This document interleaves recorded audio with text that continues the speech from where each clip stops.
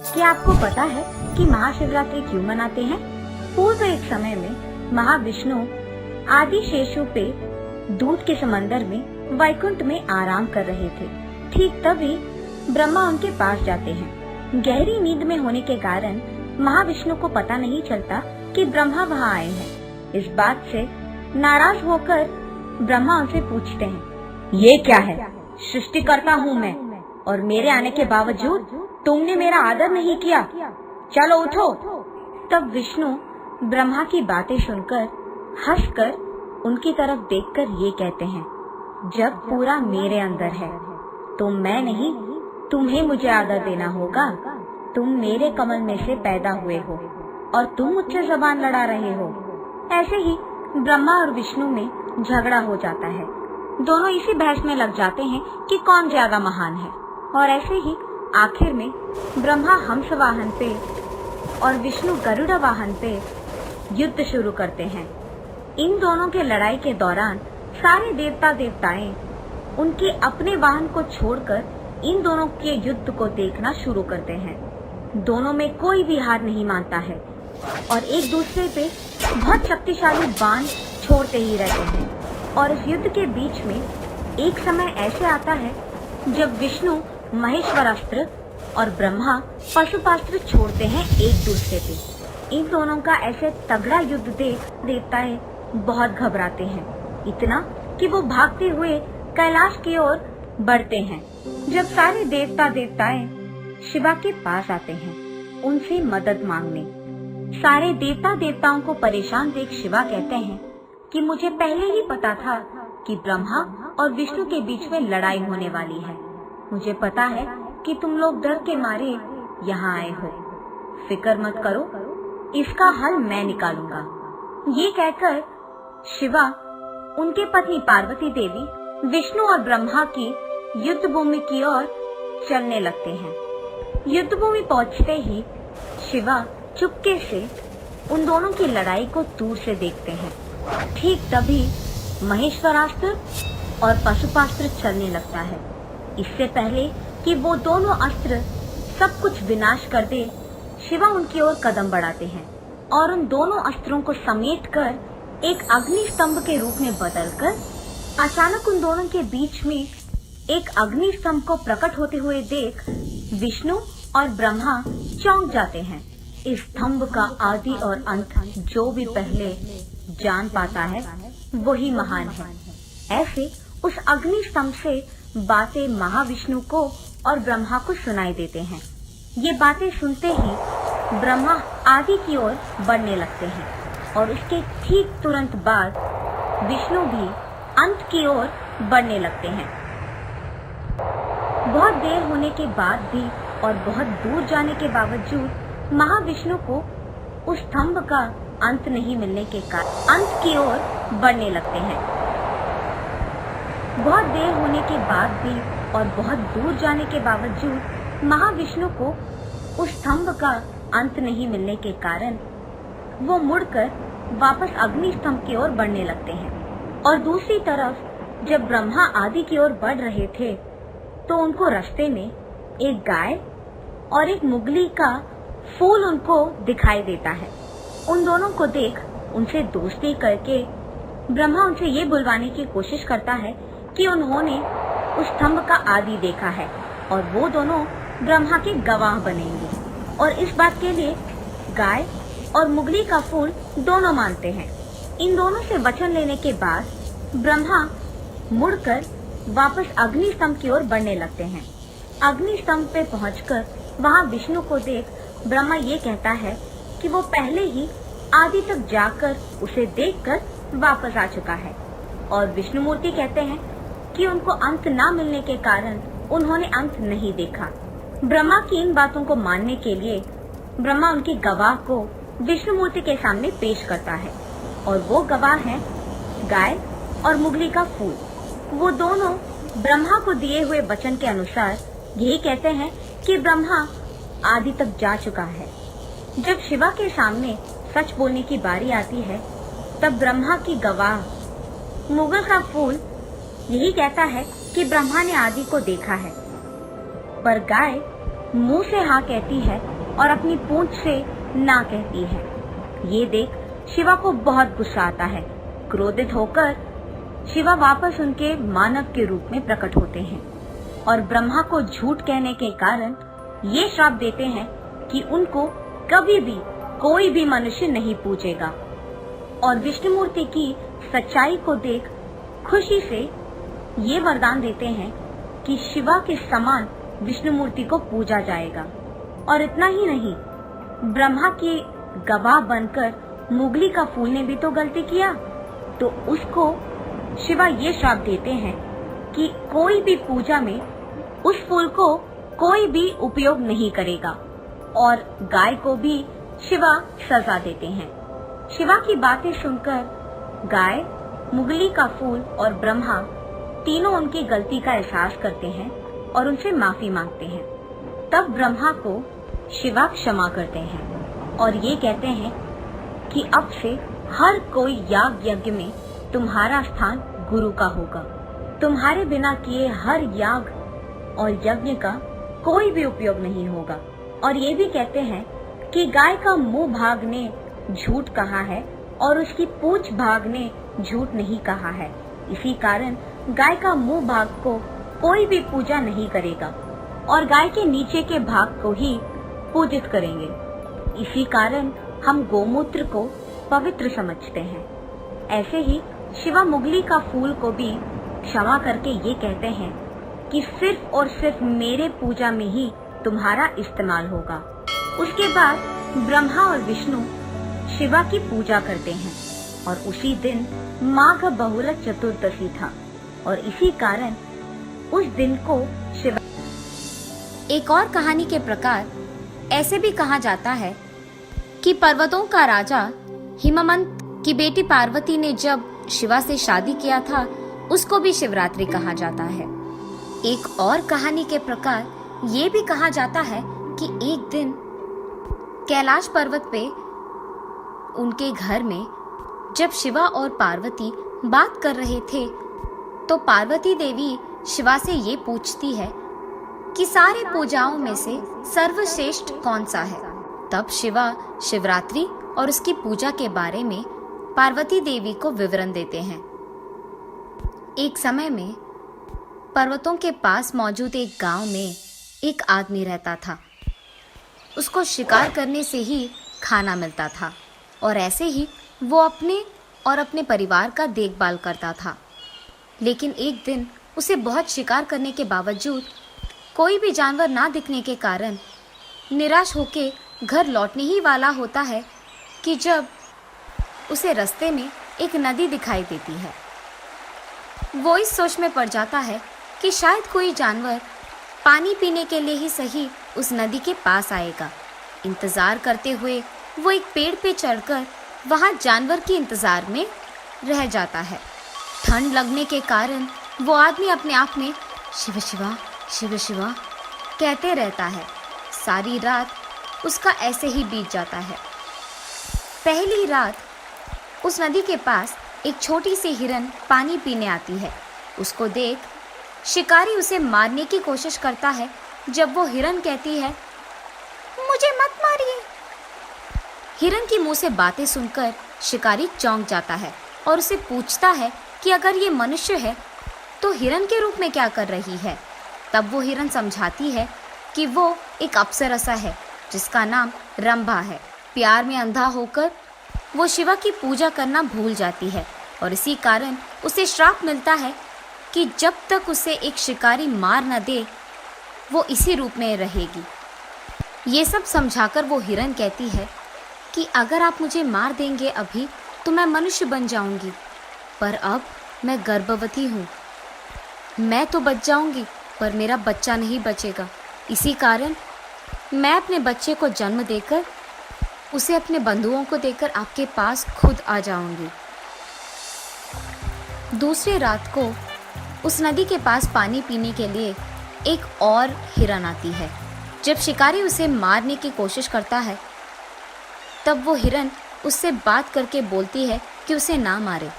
ओ मानव, तुम मुझे मत मारो, मेरे में कुछ बचा ही नहीं है ताकि तुम खाओ। मेरे मरने के बावजूद मैं तुम्हें और तुम्हारे परिवार को कोई काम नहीं आऊँगा। मुझे छोड़ दो।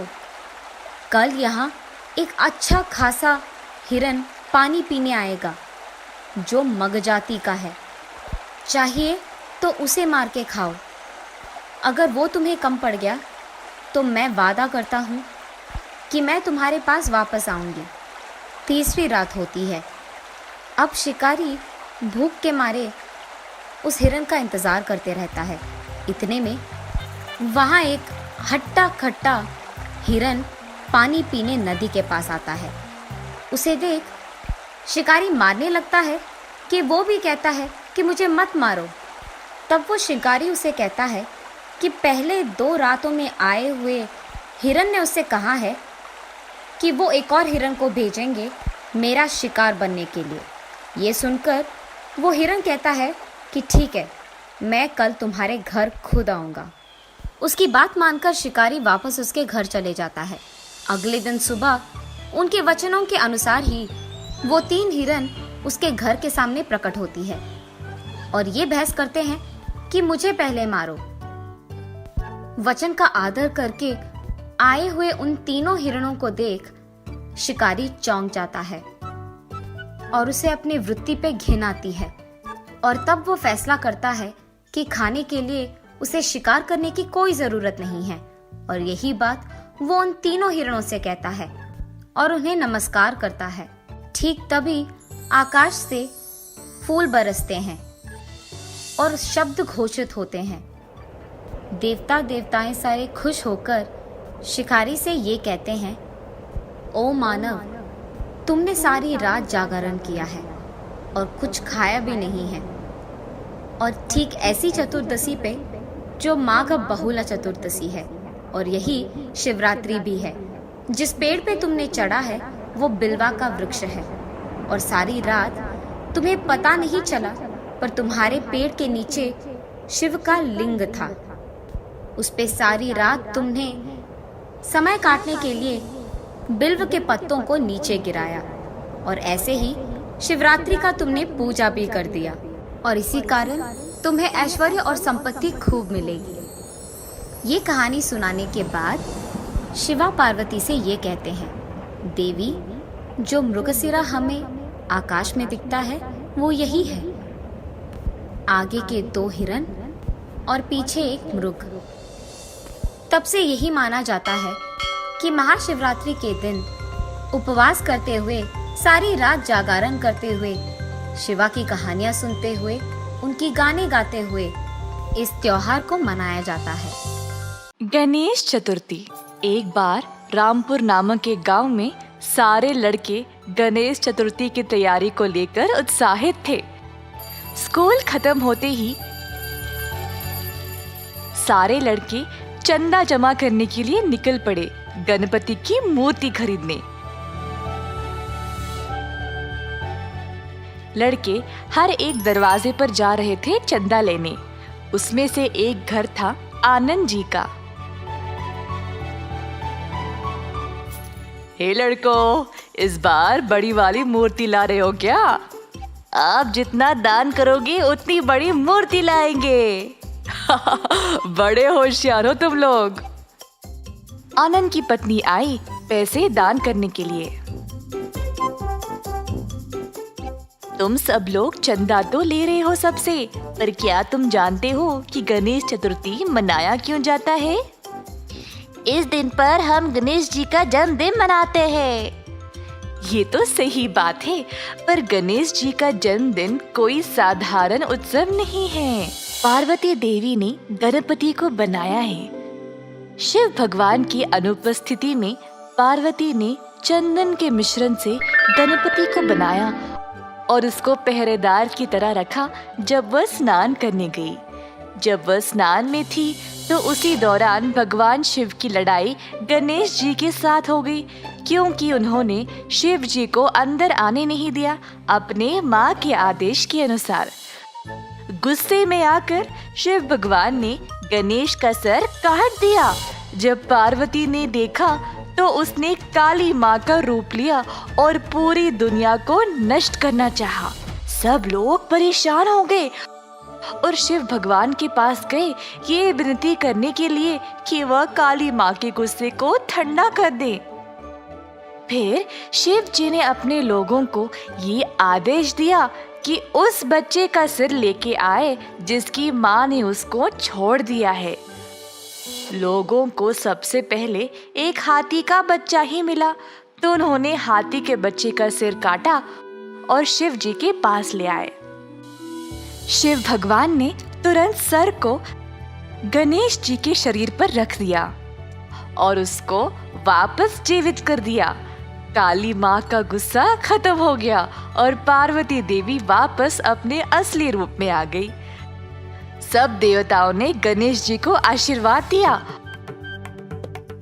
और यही दिन को आज हम गणेश चतुर्थी के रूप में त्योहार मनाते हैं। ये कहानी सुनकर सारे लड़के हैरान होकर एक दूसरे को देखने लगे। गणेश चतुर्थी तो परसों है ना? हाँ, हम इसी कहानी पर एक नाटक पेश करेंगे। बाकी के बच्चे भी खुशी से कूदने लगे। आ गया गणेश जी का त्योहार का दिन।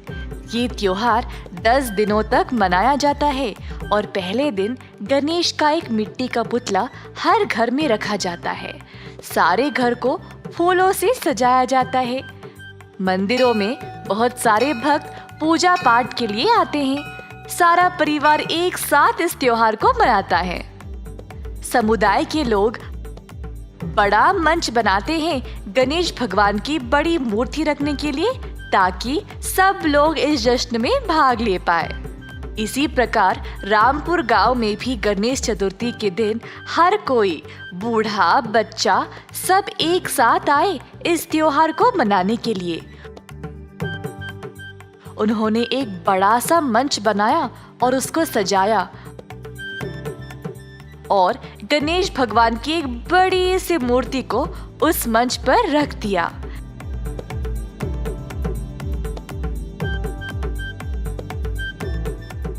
नारियल तोड़कर इस त्योहार की शुरुआत की गई। सब लोगों ने चर्चा किया। गणपति बप्पा मोरया, गणपति बप्पा मोरया, गणपति बप्पा मोरया। गणेश पूजा की शुरुआत होती है गणेश जी की मिट्टी की मूर्ति घरों में रखकर। फिर कई प्रकार के भोजन पकाए जाते हैं भगवान को भोग चढ़ाने के लिए। पुतले को ताजे पानी से नहलाया जाता है। दिए जलाकर आरती उतारी जाती है। कई भजन गाए जाते हैं और गणेश जी का जाप भी किया जाता है। ये माना जाता है कि इन भजनों से मूर्ति जीवित हो जाती है। लोग ये भी मानते हैं कि इस त्योहार के दिन गणेश भगवान स्वयं हर एक भक्त के घर में जाते हैं और उनके परिवार के लिए खुशियां और तरक्की ले जाते हैं।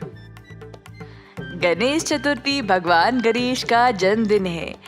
ज्ञान, समृद्धि और सौभाग्य के भगवान, बोलो महाराजा की जय। अगले 10 दिन नाच गाने और पूजा पाठ में बीत गए। आखिरी दिन पर भगवान गणेश को बाहर लिया गया।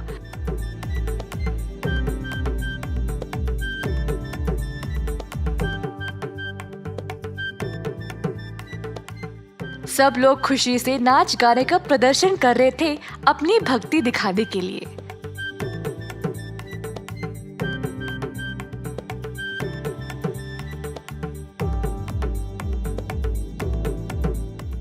अंत में गणेश जी की मूर्ति को पानी में विसर्जन किया गया और सब लोग प्रार्थना करने लगे। रामनवमी। एक सुबह परिवार के सदस्य घर को फूलों और पत्तों से सजाने में लगे थे। पिंकू बहुत उत्सुक था और खुशी से अपने पापा के पास गया जो दरवाजे पर फूल लगा रहे थे।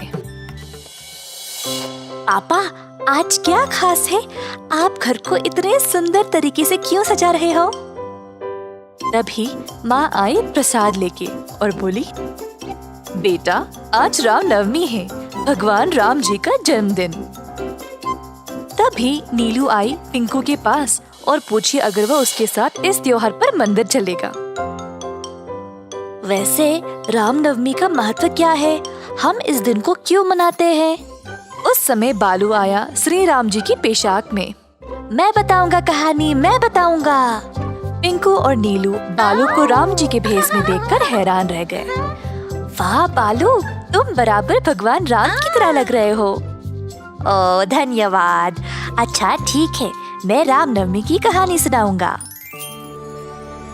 कई साल पहले रहते थे महाराज दशरथ, जिनकी कोई संतान नहीं थी, जिसकी वजह से वे परेशान थे। संत वशिष्ठ ने उनको ये सलाह दी कि वह यज्ञ पूजा करे और उनको 4 पुत्रों का वरदान मिलेगा।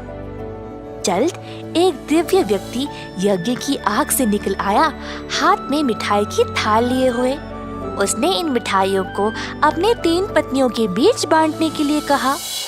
जल्द कौशल्या ने एक पुत्र को जन्म दिया, जिसको राम का नाम दिया गया।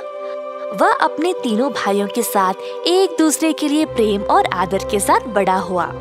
तो राम जी का जन्मदिन रामनवमी के नाम से मनाया जाता है। हो, तो रामनवमी का त्योहार कैसे मनाया जाता है? हम बोलेंगे। मम्मी मुझे और बाकी लोगों को सुबह सवेरे जगाती है। फिर हम सब सुबह के रस्म रिवाज करते हैं और सूर्य को प्रार्थना करते हैं। और पता है, सारे मंदिर और घर इतने सुंदर तरीके से सजाए जाते हैं। मेरी मम्मी मुझे भजन कीर्तन सुनने के लिए मंदिर ले जाती है, प्रभु राम के जन्म के जश्न में। और मुझे तो गाना कितना पसंद है। और फिर मंदिर के पुजारी मजेदार मिठाइयाँ और फल सब भक्तों में बांटते हैं। मेरी मम्मी स्वादिष्ट पानका बनाती है हर साल इस त्योहार पे। बहुत ही मजेदार होता है। आज मैं तुम लोगों को पिलाऊंगा। और पिंकू की मम्मी ने सबको पानका पिलाया। हम सब इस दिन पे उपवास रखते हैं भगवान राम जी को प्रसन्न करने के लिए। हे, मेरी मम्मी भी उपवास रखती है। और इसके अलावा आज केवल राम भगवान का जन्मदिन ही नहीं, बल्कि राम और सीता का विवाह भी हुआ था। आज के दिन सीताराम कल्याण उत्सव भी मनाया जाता है। मैं तुम सबको सीताराम विवाह की कहानी सुनाती हूँ। एक बार था एक राजा, जिनका महाराज, जो सीता के पिताश्री थे। जब सीता विवाह की लायक हुई, तब उसके पिताश्री ने उसके लिए एक स्वयंवर का प्रबंध किया। जो भी शिवधनुष एक भारी धनुष को तोड़ पाएगा, वही सीता के लिए योग्य होगा। बहुत सारे राजकुमार कई राज्यों से आए स्वयंवर के लिए। सीता के हाथ के लिए अन्य धर्मों और संस्कृतियों से आए राजकुमार, परंतु कोई भी शिवधनुष को उठा नहीं पाया। बहुत बलवान पुरुष भी थे, पर बहुत कोशिश करने के बाद भी कोई सफल नहीं हो पाया। उस समय राम और लक्ष्मण उधर आए अपने गुरु वशिष्ठ के साथ शिवधनुष को देखने के लिए। वशिष्ठ ने राम और लक्ष्मण को जनका महाराज से मिलाया और शिवधनुष को देखने की अनुमति मांगी। जनका महाराज ने समझाया कि आज सीता राजकुमारी का स्वयंवर था और जो भी इस धनुष को तोड़ पाएगा, वही सीता के पति बनने के लायक होगा। महाराज ने उनको शिवधनुष देखने की अनुमति दे दी। राम ने शिवधनुष को देखा और देखते ही उससे जुड़ा हुआ महसूस करने लगा। बस राम नीचे झुका और आराम से शिवधनुष को उठा लिया। सब लोग ये नजारा देखकर आश्चर्यचकित रह गए। राम ने तब शिवधनुष को तोड़ दिया और सब लोग जयकार करने लगे। इसके बाद राम का विवाह सीता के साथ हो गया, राम जी के जन्मदिन पर ही। और बहुत सारे लोग जमा हुए इस अनोखे अवसर को देखने के लिए। राम और सीता का विवाह एक त्योहार की तरह मनाया गया। वाह, हमें राम और सीता की पूरी कहानी सुनने का कभी मौका ही नहीं मिला। इस कहानी को सुनने में बड़ा मजा आया। मैं मंदिर में जश्न मनाने के लिए अब और इंतजार नहीं कर सकता। तो चलो और सजावट करने में मदद करें, बहुत मजा आएगा। फिर हम स्वादिष्ट मिठाइयाँ भी खा सकते हैं। मुझे सब में हिस्सा लेना है। एक मिनट दोस्तों, मैं अभी आया।